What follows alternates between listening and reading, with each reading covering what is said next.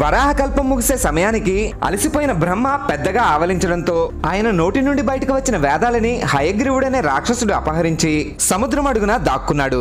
సత్యవ్రతుడు సంధ్యావందనం కోసం నది నుండి చేతిలోకి తీసుకున్న నీటిలో ఓ చేప పిల్ల కనిపించి తనని నదిలో విడిచిపెట్టవద్దని ప్రాధేయపడింది. ఎందులో విడిచిపెట్టిన ఆ చేప క్షణక్షణానికి పెరిగిపోవడంతో సత్యవ్రతుడు ఆ చేపని సముద్రంలో విడిచిపెట్టిన వెంటనే అది 100 యోజనాలకి విస్తరించింది.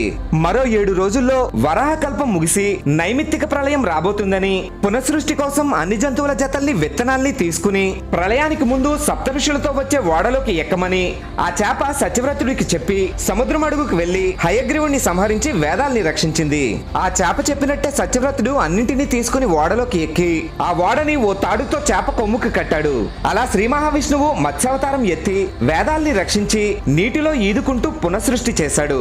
శ్రీ మహావిష్ణు భక్తులు కామెంట్ చేసి గోవిందా అని గట్టిగా చెప్పండి.